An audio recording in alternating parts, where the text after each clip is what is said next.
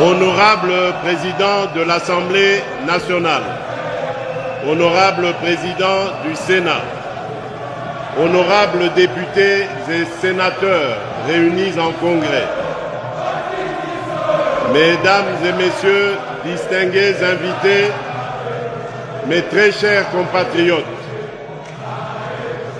pour terminer ce discours sur l'état de la nation,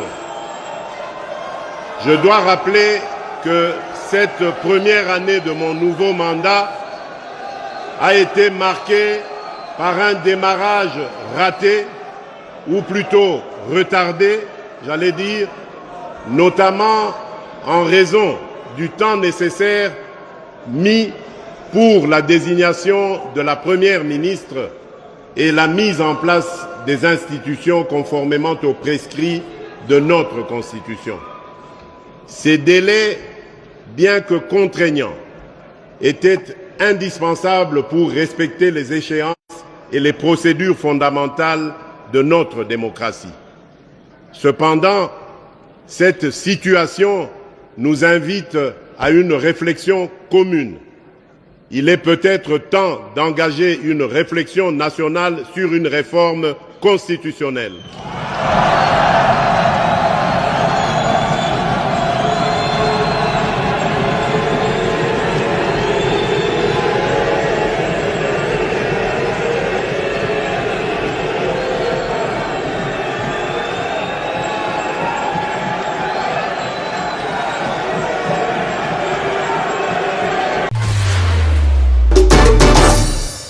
Du groupe parlementaire de l'opposition Ensemble. Nous, députés nationaux de l'opposition, membres du groupe parlementaire Ensemble, avons suivi au cours des dernières sorties publiques du président de la République à Kisangani, Lubumbashi et Kalemi, ses déclarations sur sa ferme volonté de changer ou réviser la Constitution en vigueur dans notre pays. Durant ces adresses, le président Tshisekedi a qualifié notre Constitution, pourtant adoptée par notre peuple par référendum, de Constitution des étrangers, et a prétendu faussement que l'article 217 bradait l'intégrité du territoire national. Le président a justifié l'échec de sa gouvernance et ainsi pouvoir changer cette Constitution pour déverrouiller l'article 220 et briguer un troisième mandat. 4. Plutôt que de rétablir la paix, la cohésion nationale, l'intégrité du territoire et la démocratie, le pouvoir en place connaît une dérive dictatoriale grave avec le musellement de l'opposition et de la presse.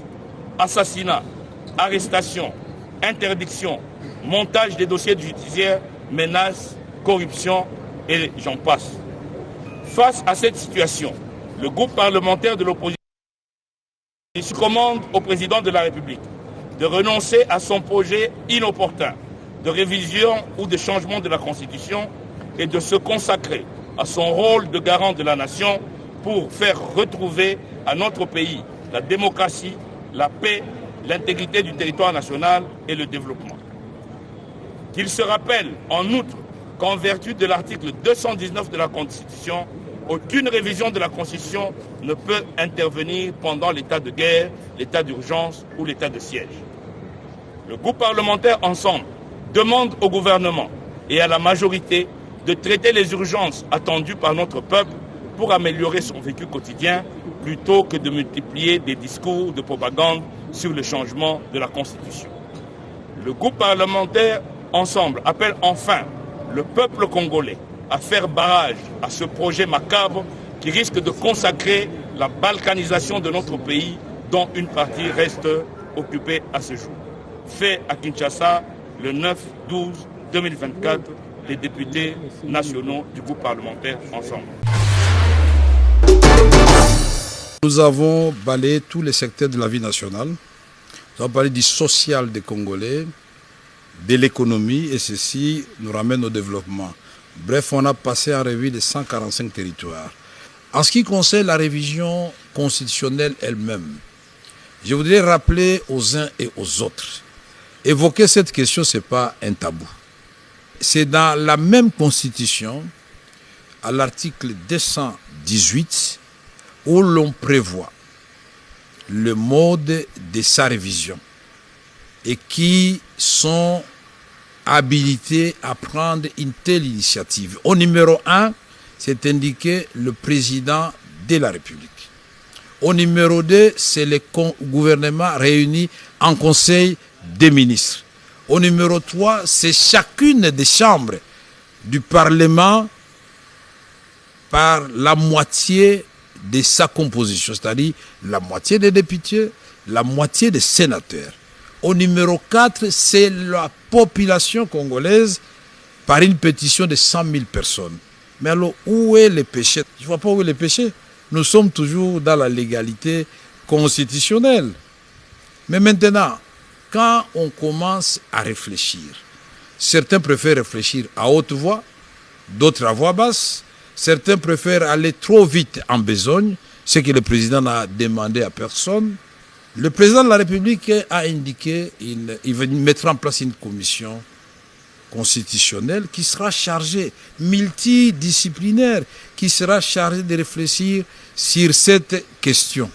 Mais cette commission n'est même pas encore mise en place et n'a pas encore réfléchi, mais il y a des gens qui ont le don de lire ce qui viendra. Mais cette commission, on ne dira pas que c'est une commission seulement de la majorité. C'est une commission qui va réunir toutes les forces politiques et les forces vives de la nation. Comment vous espérez appliquer une loi que vous n'avez même pas encore élaborée? Pendant qu'il y a une loi que vous avez, qui est déjà élaborée, que vous avez trouvée en place, cette loi qui vous a aidé, sur base de laquelle vous avez prêté serment, vous êtes au pouvoir à cause de cette loi, mais vous la rejetez. Vous rejetez une loi qui est en vue, que vous avez, et vous voulez respecter une loi que vous n'avez pas encore élaborée. Nous trouvons que c'est une hypocrisie. C'est une hypocrisie, alors on ne peut pas marcher comme cela. Notre constitution, c'est une loi qui est là et qui ne demande pas d'être changée pour arranger les routes, par exemple, pour donner à manger au peuple congolais, pour arrêter la guerre à l'Est. Ce n'est pas la Constitution qui a interdit. Merci beaucoup, peuple congolais, Banayakin, de partout, Esika, Bozo Landangai, Ngai de Konabino, président du conseil d'administration et à Fondation Jonathan Sang, président initiateur, na Yebisa Kabino, Tangu Toyaki, ko présenter Fondation Oyo, Tolobaki ete toye pona social yamboka. Voma pona bino nyonso oyo boza kolanda ngai na pesi bino rendez-vous le 22 décembre. Ekozala na 13h na commune ya Matete, quartier Vitamine 1, numéro 11. Référence soki oye okomona otuni kaka rond-point Musuja. À partir à rond-point Musuja, ceux qui au Tuni numéro 11 bakola kisayo oyende okokutas biso Fondation Jonathan Sangu na cérémonie ya partage de vivres avec bandeko nyonso tu oyo bandimaki kotambola na biso uta le 1er janvier 2024. Na sengi la bino bandeko mususu bozalaki ko hésiter, bozalaki kondimate. Fondation Jonathan Sangu eye eza kosala aventure te. Tozande na posa ya contribuer pour namboka na biso le social de notre Congo. Le social de notre Congo. Ndenge bakonzi baza kobunda. Biso pe tolobi ata soki tozwi nanu chance ya kokoma bisika esengi to pesa makanisi na biso te mais to penser to pesa oya biso makanisi na nzela ya etando eke. Yango wana présence na biso eza awa. Na sengi biso nyonso to se retrouver le 22 décembre et ensemble biso nyonso ndenge na lobaki pona yo mutu ya tembe. Yaka le 22 décembre na 13h okokuta Fondation Jonathan Sangu bimona meso yo moko mona na misu après okende pe kopanza sango. Fondation Jonathan Sangu etikali maboko ya kofungwama pona ndeko nyonso tu oyo alingi kokota kokoma membre comme oyo alingi à travers Fondation Jonathan Sangu misala na yo eyebana. Toza wana pona yango. Vraiment mingi ya koloba te to sengi bino to pesi bino d'abord. Merci pona ta oyo bino bo permetaki ko pesa biso pona kolanda biso na oyo nyonso tu toza kosala. Na yo nangai tokosala ke Congo ezala Congo ya valeur. Le social du Congolais doit être changé par nous-mêmes les Congolais.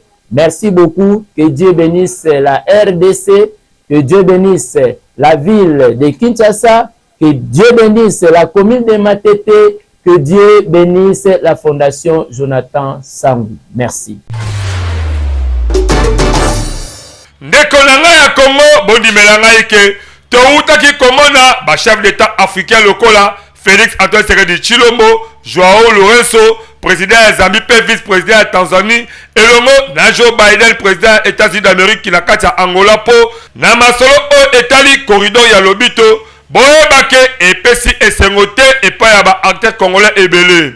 Mwana mboka Vital Kamerhe yepe abetele yango mbondake na ba négociation o esalemi na projet corridor de lobito. République démocratique du Congo aza vraiment vrai perdante par rapport à ba pays misusu oyo ezala masolo. Abetisi mbondake tokoki jamais kozala distrait po tobosalake port ya banana eza deuxième ingapo na République démocratique du Congo. Soki otali chemin de fer na biso oyo ekei Katanga, Kasai central pe Kasai oriental tina ilebo pe na mai ya Kasai. Donc eza clair toba na kokanisa kotonga tope kosala ba chemin de fer na biso mokopo na kobatela ba minere na biso. Kutu alobeli ba conseiller chef de l'état Félix Antoine Tshisekedi Tshilombo baye baka kopesa nanu ba valeur na ba intérêt ya République démocratique du Congo na ba négociation. Apesi pe exemple lokola Togo azakaka na port moko ya eau profondeur. Mwana mboka Vital Kamerhe président ya chambre basse ya parlement asengi na ba député ba mema ba plaidoyer po na kotonga port ya banana et surtout que ezali kaka moyen mokopo na komema stabilité na économie ya République démocratique du Congo. A insister vraiment na qualité na ya député national pe ya président assemblée nationale ba banda musala punga pour que port ya banana etongama parce que ezakaka po na intérêt ya Congo central teme ya République démocratique du Congo mobimba. Bondi melangai ke na kolanda pe komona ndenge masolo yango ebetamaki na mesa oyo bashefu ya bapays basanganaki na ndenge bazoki compromis po na corridor ya lobito. En tout cas Vital Kamerhe aza na esengo moko te po na ba négociation wana. Na cadre ya rappel esengeli boyebake po na projet ya corridor ya lobito ba masolo nango ya suka ebetamaki na Angola weekend o eleki. Tomonaki ba président lokola ya République démocratique du Congo, ya Angola, ya Zambie, na vice-président Tanzania elongo na Joe Biden président ya États-Unis d'Amérique. Yango pe biso tobetisi kaka mbonda.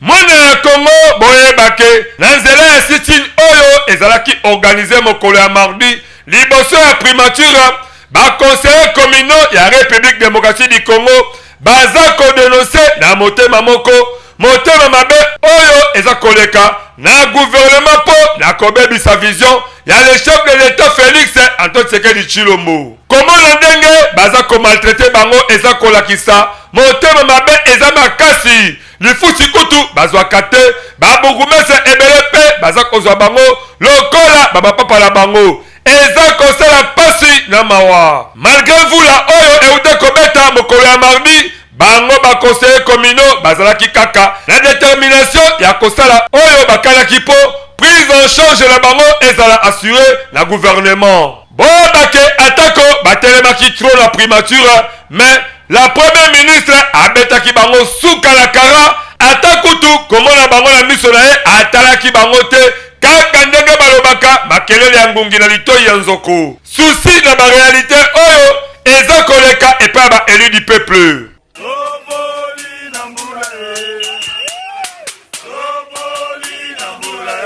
Esalaki bango kana ndenge na primature babetaki bango kara bakipe bango te bamoni bango lokola bana mike. Par conséquent baza ko exiger démission de la première ministre Judith Suminwa Tuluka. Nous les élus du peuple, élus légitimes, nous sommes conscients des efforts qu'a fourni le président de la République, Félix Tshisekedi, pour que la décentralisation soit une réalité afin d'accomplir la vision du développement à la base. Aujourd'hui, nous dénonçons avec force et énergie la complicité au sommet du gouvernement de vouloir étouffer la vision du président de la République en maltraitant les conseillers communaux, en privant les conseillers communaux de leurs émoluments, conformément à l'article 10 de la loi sur les GTD.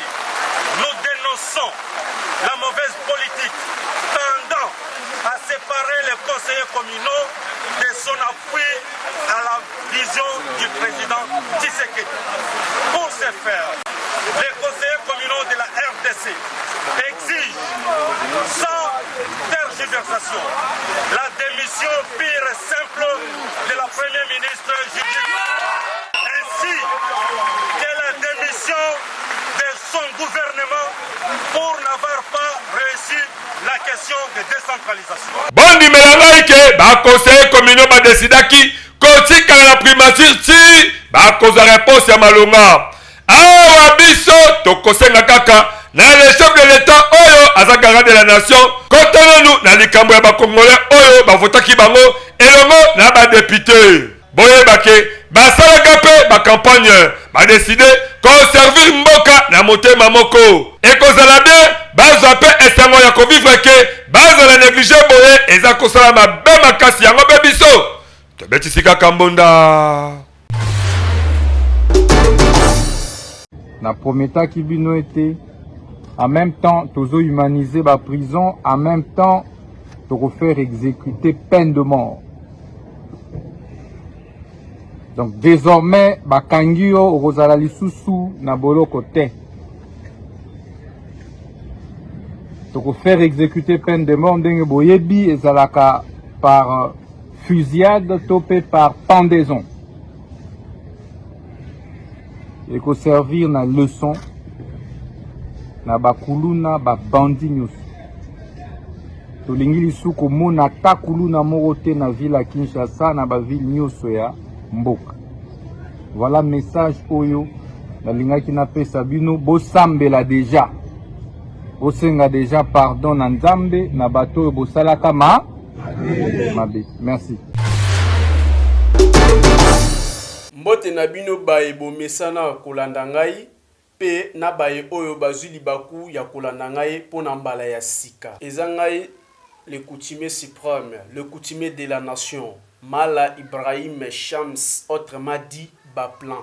Nayo kopesa bino merci baye oyo bapesaka ngai confiance. Pe nayo kolendisa baye oyo nanu bazwi libaku ya kokutana na ngai te toko ya koluka ngai te. Na yango nasengi na bino nyonso bozana ba problème o etali ya spiritualité. Boya na bokasite ya bakoko na ngai boko témoigner lolenge kaka baninga mususu bazoye bako témoigner. Alors na bokasi ya bakoko na biso o tobengi na pouvoir ancestral. Nde tozoye bako sungelango lokola ba problème o tobengi retour d'aversion. Retour d'aversion bisika oyo kimia ezalité entre mwasi na mobali. Ezala mwasi aboyi mobali to mobali aboyi mwasi ne tozoye bakosangisa yango. Na o babengi na kati ya problème financier. Na kati ya problème financier bay o bazo entreprendre ba entrepreneur ne tozoye bakosunga bango comment est-ce que bay bako avancer na ba faire na bango. Alors tozo pesa pouvoir, il y a domination, il y a réussite, il y a succès. Il y a art nyonso aux ala musicien, aux ala côté à théâtre, cinéma, aux ala joueur, tozo ba kotombola mutu na ndenge oyoye alingeli. Tozali koyamba mikolo nyonso. Pona bino baye bozwi libaku ya kolanda nga ya mbala ya sika. Numéro nanga eza affiché wana. Une fois au contacter nga appel WhatsApp ou normal okoyeba kozwa nga bisika oyo nga nazali. Ndeko ya Congo, tomona kaka soki okena ba commune, okomona ba service ya ndenge na ndenge lokola pe service ya population. Kasi mingi bayebaka musala basala kate po ba service nyonso wana nesi kaka ekoma kokufa apa kaka ba service oyo ekongolaka bambongo nde ezwa monopole na ba commune nyonso oyo bondimela ngai ke eza kolakisa ndenge mboka ekoma kokufa depuis kala ya koyeba ezake esengeli ba autorité ya administration ya l'État bazwa ba stratégie ya korajeunir classe politique na nzela ya administration publique ya kopesa ba agent l'État ba valeur oyo ekopermettre bango basala misala na volonté amour pe sincérité bondimela ngai ke service ya recensement nde esalaka ke l'État aeba nombre ya population na ye yango nde ekopermettre ayeba kozwa ba disponibilité ya kosala oyo esengeli po population na ye bavivre kitoko bino moko boyoka ndenge nini ba agent ya administration publique baza kobeta mbonda na oyo etali musala na bango toye na service bazotuna biso balobi eske batindili biso eloko nini nga lobi lokolo lobi ndenge wana seke yo yebi importance ya recensement te batindili biso tolembi chaque année nyonso difficulté makasi oyo tozomona chaque année nyonso kokoma eloko moko esalaka eza te changement ya mboka eza te nde difficulté bamosusu okoya na kati ya lopango atelemisi yo neti nzete ya drapeau pendant 15 minutes moya pesa okite atandini moya yamba yo eza te mosusu akolobake alebima kende ba difficulté tozokutana yango wana bon message oyo nakoki ko lancer na bakonzi na biso ya likolo ezali kaka kotambola ta bureau par bureau parce que bureau par bureau bakoyeba baza combien de nouvelles unités kuna ba liste déclarative ezalaka bakoyebisa bango ba nombre à partir ya ba liste wana déclarative na batu oyo bamona na kana misala yango nde kopesa possibilité ya kobimisa ba nombre wana kobimisa matricule soki bongo te bazotala kaka ba connaissance na bango oyo eza kuna biso ba mususu tozana batu ya kolobela biso kuna te tokozwa yango ndenge nini awa esengeli na l'État ayebake à travers ba chef ya rue ba chef ya quartier eza même possible ya ko identifier ba étranger ba malfaiteur pe ba incivique mais esengeli pe ba agent oyo bazala protéger na ba élément de sécurité oyo bazala discrétion pe la déontologie na éthique ya misala na bango po na contraire source ya information te en tout cas masolo oyo esengeli etambisa kitoko po et permettre que mboka ezo développement moko ya malamu yango biso tobetisi kaka mbonda ndeko na nga ya Congo likambo ya insécurité na commune ya Masina mingi quartier de boyebake ekomi kozwa solution à partir ya musala kitoko oyo le commandant Patrick Jipiarando bakisela l'homme de la paix ndenge bana ya Masina bakomi kobenga ye bondimela ngai ke awuti lisusu kosala musala kitoko ya kokanga bakuluna oyo tope babandi oyo babesala konyoko la population surtout mingi na point chaud ya Kingunda oyo ezala commune ya Masina quartier 2 botala bana oyo mibale ndenge babebisa banzoto na bango na batatuage moko kutu babengaka na kombo ya lipapu po asala baboloko ndenge na ndenge me tu oyo azwami lisusu oyo mususu suka na moyibi en tout cas yebake ata obombi telefone wapi ye akodécouvrir yango pe akoyiba yango bino moko boyoka ndenge nini mbonda ebetamaki so napesa bino merci parce que la musaki toko bozo ede biso tant tobengaka bino bokitaka mbangu pour avoir des individus à la peuple congolais. D'abord, nous allons remercier le inspecteur provincial ville de Kinshasa, moi Nembo, le général Blaise Kilimbalimba Force des Frappes. Et vous remercier le commandant district Nabiso, colonel Mboussa, na courage, na morale. Pour avoir le commandant Siat Nabiso la loi mal à l'aise à pesa nga metindo. Tant que tenga na souciatia na Kingunda lobby, na pesio souciato na yoka kimie koti. Na exécuter ordre mon continent. Moussa Gitoko yango police azo sala 24 heures sur 24 heures tozolanda bano ozo mono premier bandio l'individu bazo nyoko la Kingunda pese bango ke 10 par an nonenga ya wa place na bango ezate donc bango Moussa na bango ezali kobotola bapada kobotola population biloko ndeto tie bango maboko population pe na ngambo na ye basepeli na musala kitoko oyo basangi kaka bana oyo bazala transféré na justice pe bakende angenga po atuka balembisi population. La police a ça malamu pour sécurité les gars à Kogoto la Kokata mais le quoi la police est comme quand même moi qui me côté surtout place là ko quand va moto Kogoto la Kokata donc Isaac donc bien mais depuis la police est comme ça ça va ça là qui m'a vraiment côté de CP libre maman va tu pour la bo panyo ko la ka ba teza mabe maman va tu ba te abana bango batika sama beposo mo asema be leta kangi donc leta ka fa ça msana awa tokosenga kaka la population boyeba ko collaborer kitoko na la police po na ko dénoncer bana o de manière que le commandant Patrick Jipiarando asala musala kitoko po atsakimia kaka ndenge bobengi l'homme de la paix yango pe biso to petit kaka mbonda ndeko na ngai boyeba ke misala ba pasteur mingi ala Congo e koma be ko bota mbuma ya malamu pe mizusu e bota ka mbuma ya mabe parce que bakoba pe ko sala ba sentiment na bango sukala yango e sukela ka bango kaka mabe kaka ndenge tokolana na masolo oyo tozali na matanga ndeko na biso akufi kaka ndenge ezalaka le pasta abandi mateya kaka ndenge le pasta abandi mateya bino moko boyoka ezali misala ya molili ndeko na biso azali kaka nzinga nzambe na biso akopermettre te boyebaki tokozongisa ndeko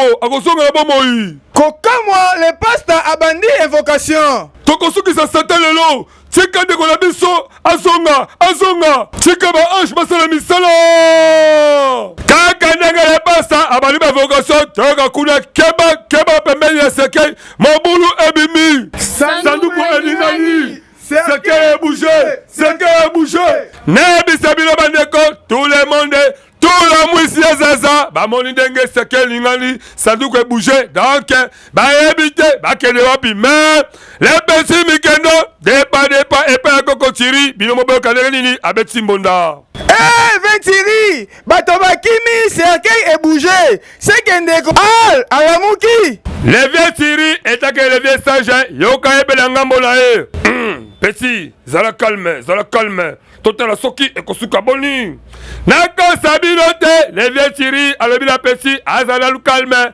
totala ndenge ekosukela awa yebaka ke soki ozaka pasteur yebaka misala na yo mpe ekoyebana histoire oyo eza a suivre yango tobetisi kaka mbonda ndeko na ngai boyebake na misala bapaster kaka ndenge tolakisaki bino auta kosala bapriere baevocation mpo ndeko akufaki alamuka kutu ekamwisaki lepesi bikende oyo akende kotuna vesiri mpe vesiri alobaki tozala calme totala yango nanu ndenge ekozala ebongo lelo esuki ndenge nini ekosuka boni cercueil ebouge tout la musi ya zaza na moto nyonso talela na mosika nakosa bino te moto la moto tout la mwisi akomosibeleka de loin ayeba ndenge nini cercueil ebouge nini eza kuna me boyebake baya mpe bazangaka te balingeli yango bulu babinono biso tu tokopusala kuna kaka ndenge masolo ezokoba baya tokoma nanu kuna tobanga te po cercueil ebouge futo yebela ngo nanu banako bakani vraiment ke bamoni cercueil ebouge moto azobima te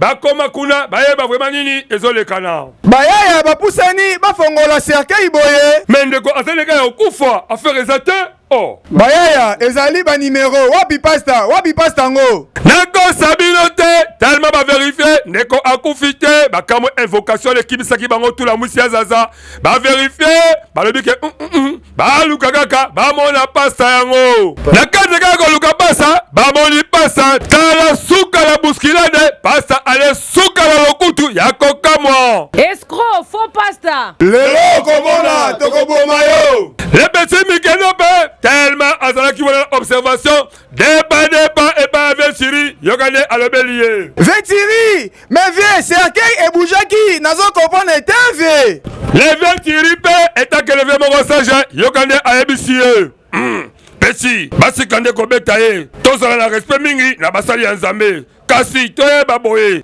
sala oyo nzambe ye moko alobi mpe asindi yo mpo oyo ye erataka te Leve tiri alobike totika komettre bapasta me bapasta pe basala oyo nzambe atili bango po nzambe erataka te esali basi pe mawa na yo pasteur yebaka ndenge nini ya kosala mateya ya kitoko mpe kobimisa barevelation ya kitoko mpo na baprofesi na bino oyo kokende poto oyo kebala esimaka nango te nyonso tu ezalaka vraimen nini kaka mpo bosalaka mingi basentima na bino yango biso tobesi mondo botana esukeli ya